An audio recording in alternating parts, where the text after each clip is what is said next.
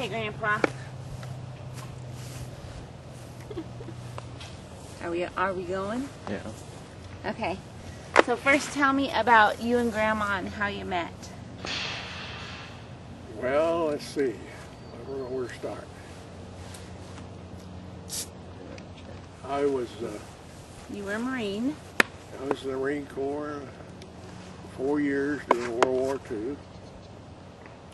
And I came back from overseas in '44, and I got stationed out east of Oakland.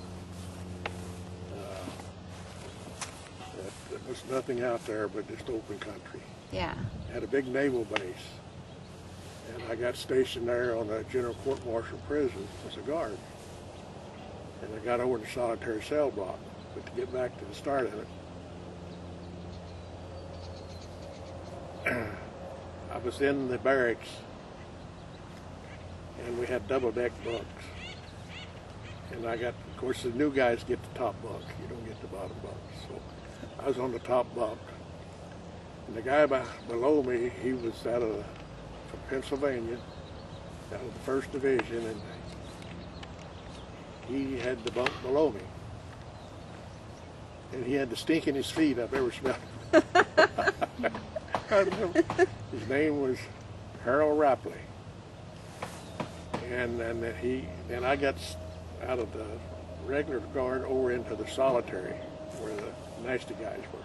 So you were the guard to watch the guys in solitary Yeah. confinement? We had 102 cells, and had one guy at a cell. It was 6 by 8. All they had in there was a stool and a drinking fountain. And we were supposed to make them stand up 55 minutes out of the hour, but we never enforced it, you know. Yeah. Nobody knew it but us, just the guards. We had 2 guys on each watch. But anyway, get back to Harold. I went in on Liberty one day, and it was a bar we kind of hung out in on the Foothill Boulevard, 38th and Foothill Highway Club. And I said, well, I'll go in there and have a drink. I was a drinker then. I'm not now. Went in there and I sat there, and about 30 minutes, some guy hollered, "Hey, John." And who the heck knows where I'm at, you know? So I turned around, and it was Harold. He'd got discharged, and he and can't think of her name. They had got married that morning, Yeah. and Leona stood up for him. Oh, okay. She's the witness. Yeah, and that's how I met your grandma. Yeah. So I went over and he introduced me, and we started dating each other. We got Liberty every other day, Yeah. and I'd go in. And then every other week we were on 48, we were on 24 and off 24. And then every other weekend we were on 48 and off 48. So it was good duty, good Yeah. quarters, good chow. I thought I'd died young heaven. And what year was that? 1945. Okay. Yeah. And I'm not sure what month it was. It must have been up in the spring. Yeah. Maybe June, I'm just say roughly. Yeah. So we got to dating and started going together. Harold and them were still around. He was working. He got discharged, I think, on a medical or something. He got shot up anyway. Oh, okay. Is And, her name like Hattie or something like that? Huh? Her name Hattie, Harold, and I know I've heard Hattie it before. Mae. Hattie Mae. Hattie Mae Rapley. Was good. And I'd go in over Liberty and we'd party and hang around. And, Yeah. and then the war ended in August of '45. And I got discharged in October of '45. So I hung around. Leona, they lived with her mother. She lived with her mother in East Oakland on 92nd Avenue. And I stayed around there with them for a couple of weeks. Then I said, I better go back to Texas. So I got a ticket and went back there. I got discharged and they gave me so much for traveling money. Yeah. And So I went back there, and I've been there about 2 weeks, a week, visiting the folks. And everybody was getting discharged then. And not everybody, but a lot of them were. And she came into town. Grandma did? Yeah. I didn't know she was coming. Yeah. She pulled a sneaky on me. And then we got married November the 3rd in 45. Okay. And all the money, didn't have no income. My income was outgone. And I had some savings bonds that I was a pretty good poker player, and I made $400 or $500 or more. Wasn't much money now, but it was quite a bit. A lot then, yeah. So I cashed those bonds in, and that's all we had. So we fell around there, and then I don't know, about the middle of November when we decided to go to California. Yeah. So friends took us up to Amarillo on Highway 66. And In Texas, Amarillo, Yeah. Texas. some guy came by. See, they quit building cars during the war. They didn't. But right after the war, they started building. And he come by and gave us a ride from Amarillo to Tucumcari, New Mexico, which is 120 miles. He had a brand new international pickup he just bought. So he dropped us off there, and so we were standing out on the highway. And it was November. It was getting a little chilly up there because it got a little elevation. So we decided to go get a motel.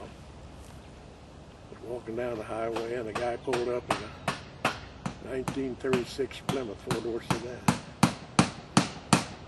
Rolled the window down. Said, "You guys looking for a ride?" "Yeah." "Where are you going?" "Los Angeles."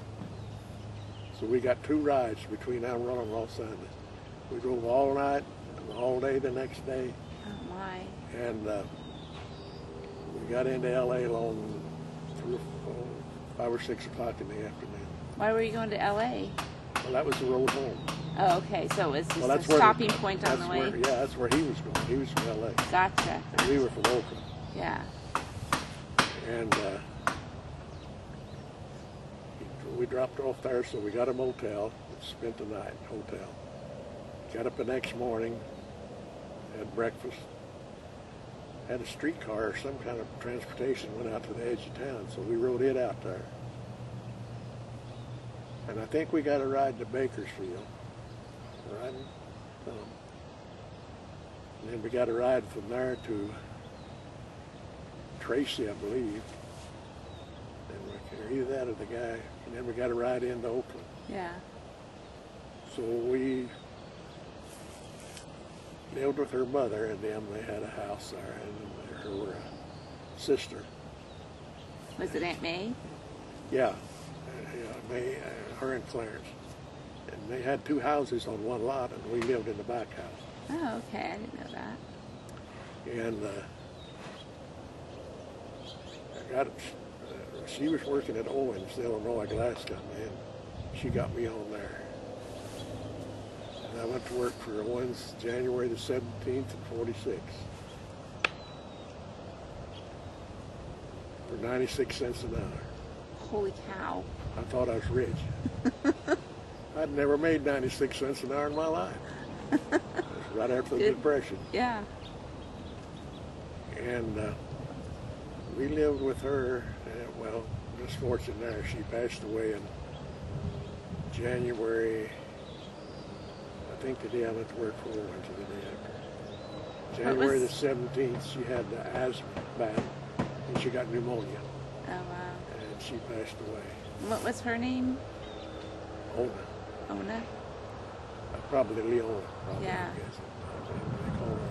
Oh, But her, she was 59 years old when she okay. died. Young. Yeah. And her husband died in 1942. He was sick. Yeah. And they were both 59 years old when they passed away. It's on a gravestone down in Stockton. Yeah. And anyway, we lived with them, and then long in the fall, some guy, Clarence and them, they moved around quite a bit. They Went out to look at one and decided they didn't want it, so I asked the guy, I said, can I buy it and put it on the GI Bill? He said, sure. So lived on Roberts Avenue off the 55th Avenue of the Bill's College. Yeah. Nice little two-bedroom house, detached garage.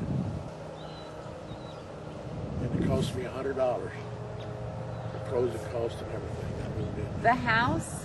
No, it cost me $8,450. Oh, okay. But the closing cost and everything on a GI Bill. See, I'd have to have nothing down. Yeah. And we bought that, and that was in '46. And we lived there about 2 or 3 years. And Clarence and Edna had moved out to Hayward, out by the airport. And we started looking around out there, and there was a house open up for sale for $5,000. So we sold that to an outfit, Yeah. the one we were in. Got enough money for a down payment on New one? Moved out to Hayward Airport. We lived there until, in the meantime, your Aunt Sammy was born in '48. She had Sheila. Yeah. And she was born February the 1st, 1948. And then we moved out to Hayward, and I still worked for one. So I commuted. Well, it was out by the airport, and we decided to get a little nicer house, a little bigger house. So Yeah. we traded in on one for about $400 or $500. The one we bought Right. in In Hayward. we moved into it February the And that was on Westfield in Hayward, right? moved into it February the 1st in '55, and lived there till a couple of years ago. Yeah. Lived there 50-some years. Yeah. That's amazing.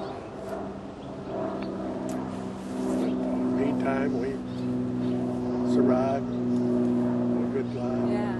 Was Aunt May the closest sibling to Grandma Leona? No, In age, I mean? she was the oldest girl. Oh, okay. It was Edna, Agnes, Elvie, and Alvie were twins. And then Eddie, Elvie and Alvie, and then Eddie. Yeah. He was the last one. They had 10 kids, Wow. 5 boys and 5 girls. That's crazy. A lot of kids. I guess back then it probably wasn't though, right? Well, I heard this saying on that. Somebody said, were they Catholic? I said, no, just passionate Protestants. But then Leon and I lived there, and then she passed in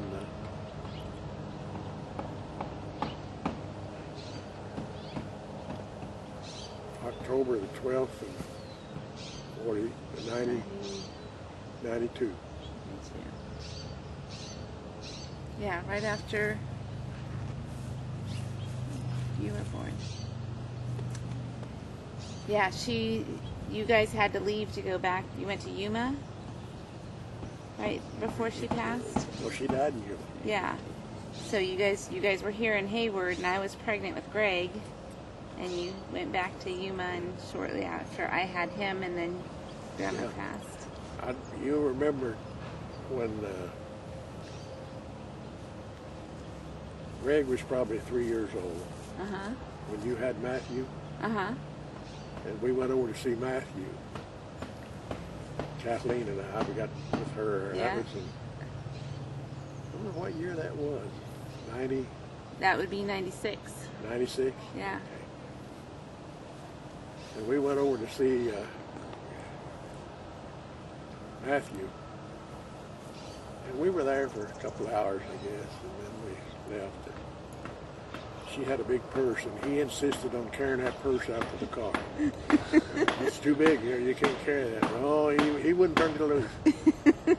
He did. He's a little gentleman, huh? He carried that purse out to the car. She loved that. I remember that. Yeah. Now tell me about your family growing up. Well, we lived in North Texas, north of Dallas, over the Oklahoma line. So were you born in Texas? Okay. Down there, and we moved up in the Plains in 1924. And we stayed a year and then moved back. I don't think. My mother died when I was 7 years old. Oh, really? I didn't know that. Wow. TB. Yeah. And then we lived there till 1929. And then we moved up to the Plains. 350 miles up there. We had a Model T Ford. And it took us 2 days, a day and 3/4 to drive up there. Wow. And there was no paved roads then, they were all dirt roads. And just before they started paving roads. Yeah. And meanwhile, Dad had sold a farm down there, and then he come up there, and his grandfather, his dad, my grandfather, he had 100 acres, and he let us have that, I guess, probably gave it to Dad. Yeah. And built a house on it, and we moved into it sometime. We stayed with a family named Davies, who lived down the road just a little bit, boarded with them for a couple of months till they built the house. Oh, okay. And I don't know what time it was when we moved in there. Did you, that 100 acres, did you guys farm it? Or? Yeah. And what'd you grow on it? All cotton and maize, little millet, stuff like that. Yeah. And so did you have to go out there and work the farm? Oh, yeah. How old were you when you worked the farm? Oh, 13, 14. This is pretty young. 15, 16. Yeah. Dad run a hay baler, a horse-drawn hay baler. Right. And I did everything on it there was to do. I remember we got $2 a ton for baling other people's hay. $2 a ton? A ton for baling it. And they sold it then. Yeah. That was during the Dust Bowl days. And then they'd get, I think they sold it for about $9 a ton. No wonder why you thought $96 an hour was rich. It was a lot of money. I can see now when I equate it. Yeah. 96 cents. And you're like... That's when I did that. I said, "Well, like 2 hours of work is way easier than baling 2 tons of hay." Oh, yeah. I said, well, I'm not going to give them 100%. I'm going to give them about 125%. I'm going to make sure I had that job. Right. And I worked there 36 years. So that was your steady employment. That's pretty much all you did. Yeah. Wow. That's all I ever did after that. It was a good company to work for. We were good to us, and we were good to the loyal to the company. Yeah. Last day I worked was February the 26th in 1982. Wow. That's crazy. That's Some guy says, "What are you going to do when you retire?" And I said, "I'm not going to do anything." that's the point. That's why I'm retiring. I don't want to do nothing. I did. I kept working. Yeah. But you did do stuff because you and Grandma traveled. Yeah, we traveled all over. We've been as far east as Moore Harbor, Maine, and south Orlando, Florida, and across. We traveled the whole country for about 10 years. Yeah. Yeah. Had a good time. Even before you retired, because I went with you guys to Calgary, Canada. Yep. You went with John. We had the slide-on camper. Yeah. Remember? Yeah. Pickup trucks and Yeah. Aunt May and Clarence. Was Aunt May and Uncle Clarence with us? Yep. Yeah, I remember that trip. Where did we go for? We went a long time. That trip was a long drive. Yeah, probably. Well, we went up the coast, I think, and crossed, I don't know, I think we crossed over into Vancouver Island. I think so. And we did the big trees, right? No. We stopped at Big Trees. Yeah, on the way up. Yeah. And then we went to the Calgary Stampede. Yeah.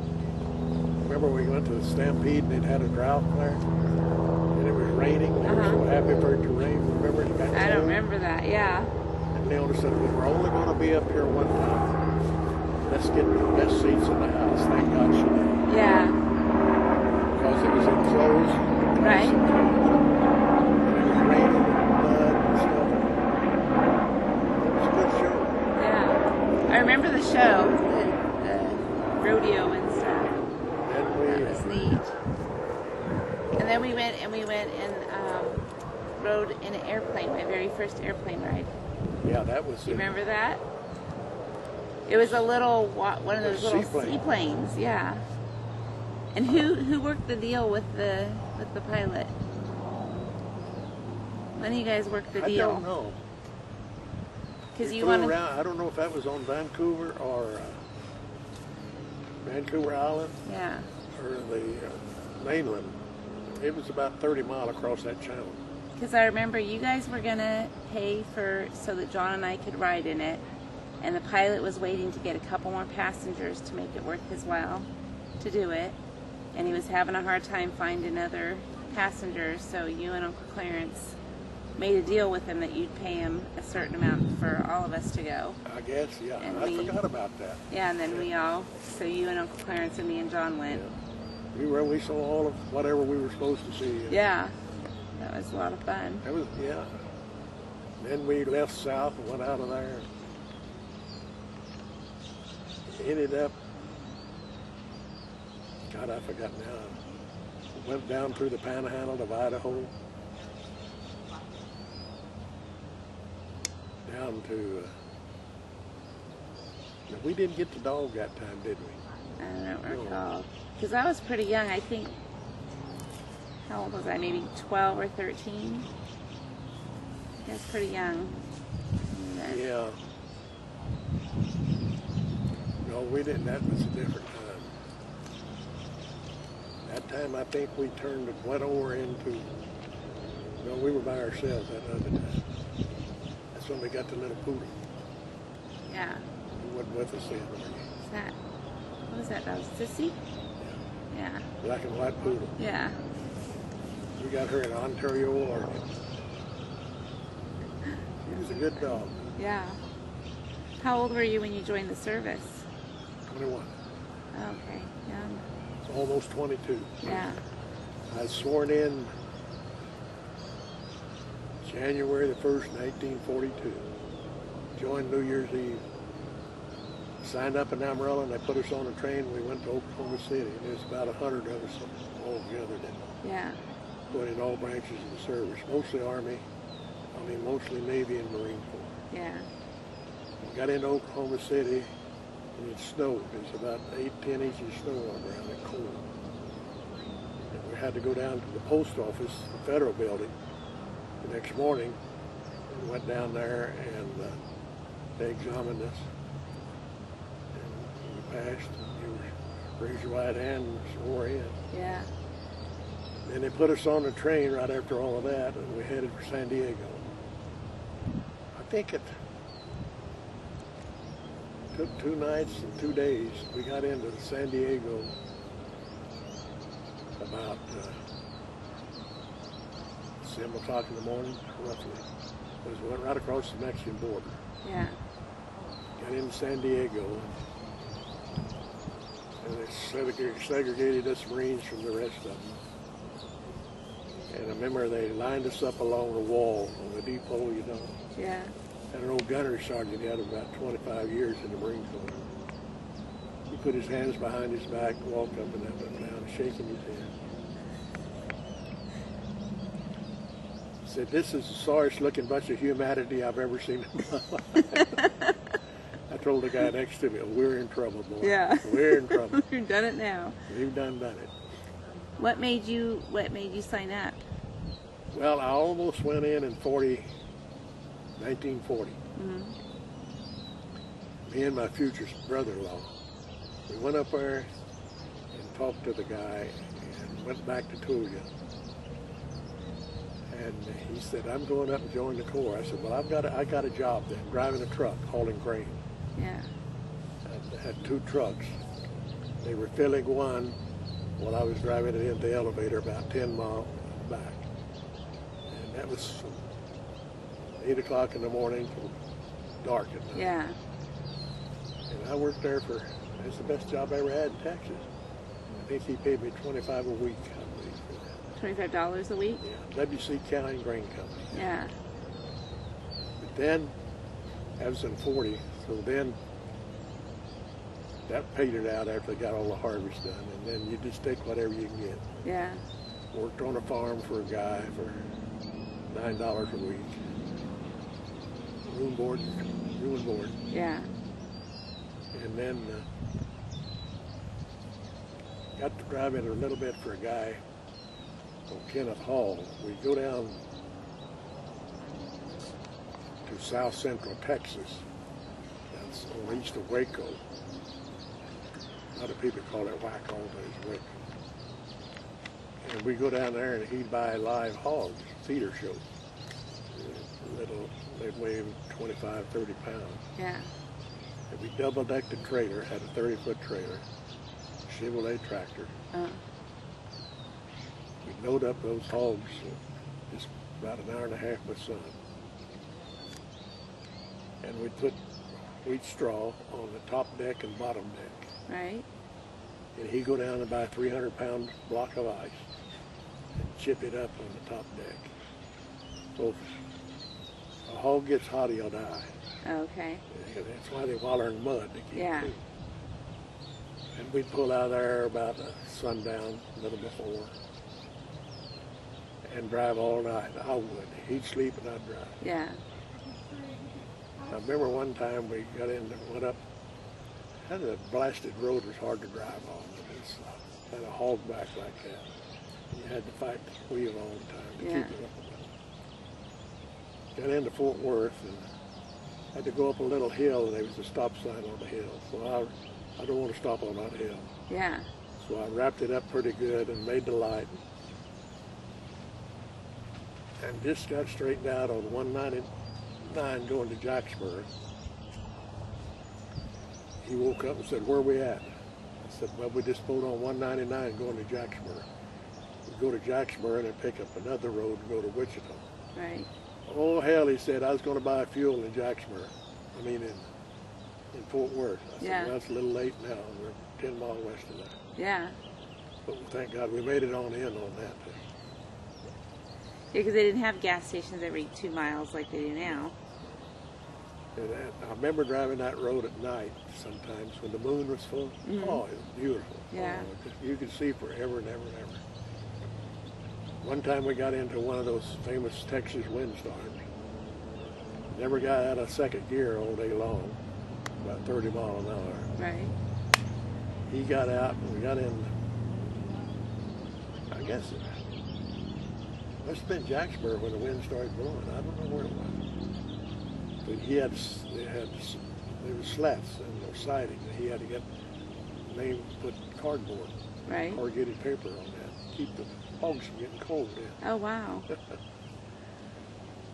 And then we'd get in up there the next morning about 10 o'clock in the morning, 9 to 10. Yeah. Remember, we'd stop and eat breakfast and then we'd go on in. I run into him after I went back. I knew his whole family, and he and his brother and I used to run around together. Yeah. They lived about a mile and a half west of us, his family did. But he'd already gotten married and had one daughter. And he made a lot of money during World War II feeding hogs. Wow. Made a ton of money. We were getting shot at, and he was making money. Yeah. What places did you serve in the military? Well, we got out of, I should have told you in on that earlier. We had 6 weeks of boot camp. Mm-hmm. They would need warm bodies over there in a hurry. Yeah. We got out of boot camp, rode some more clothes, drove new M1 rifles, which was a brand new rifle in Coleman. Cleaned them up, went out and fired the range at Camp Matthews. They didn't have Pendleton then. Went out there and fired the range, qualified on that, and come back in, and we drove more clothes, that's what it was. And it put us in a casualty company. All of us guys had been through boot camp. Right. We almost moved our left foot from the right foot. Almost. So we we got out of that, and we ran there 2 or 3 days. And they come out one day, and all you guys, the casualty company, fall out and bring all your gear. Well, you got a rifle, a sea bag, and a helmet, and a gas mask. That's your gear. Yeah. I lived in that sea bag for 4 years. It's 2 foot square and about 3 feet tall. Yeah. Everything I owned was in that sea bag. Oh, man. And get up on the trucks. They had a couple of fruit trucks there. We load us on these trucks like cattle. First thing we do, we're down on the docks. Yeah. Oops, this don't look good. There was troop transport there, President Hayes. Up the gangplank. We went. Spent the night. We pulled out of there the next morning. Yeah. Headed for Pearl Harbor, Honolulu, Hawaii. Wow. So that was your first spot, your first drop off after you got in the military was Pearl Harbor? Took us a week, 7 or 8 days to get over because we was in a convoy. Right. The convoy is only as fast as... Make sure it's still going. Yep. Okay. The convoy is only as fast as the slowest ship. Right. And they zigzag. Don't set a straight course because there's probably Jap subs around there. Oh. So we got into Pearl Harbor one afternoon about 2 or 3 o'clock. And they had these Hawaiian girls out dancing the band playing music. All of us green recruits, you know. Yeah. We were dancing. So then we got out. So you didn't think that part was too bad? No, that was good. Yeah. So then we got out of there and went over and joined the 4th Defense Battalion. They had just come up from Guantanamo Bay, Cuba. Right. Got in there December the 1st. The raid was December the 7th. Wow. You guys were really lucky, you know. You got in here just in time to get bombed. Yeah. But anyway, we joined them. We were there for a couple of weeks. In the meantime, we were loading ship. A cargo ship we had. Yeah. And they put a lot of cargo on that troop transport.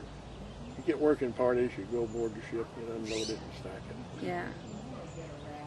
And they had a 12 o'clock curfew. Everybody had to be off the streets from 6 in the evening till 6 in the morning. No exemptions. Yeah. That meant everybody. They had MPs patrolling everywhere. Yeah. And the Japs did bomb them one night. They come over and dropped out in the cane field and probably flew off of some kind of a ship. When was their original, with the big, they dropped bombs on Pearl Harbor? December the 7th, 1941. So right after you got there? We went up into that harbor, and it was sad looking. Yeah. There's 21 ships sitting on the bottom of the harbor. Yeah. And the Oklahoma and the Utah was old battleships, and they were capsized, land on their side. And I guess you got there December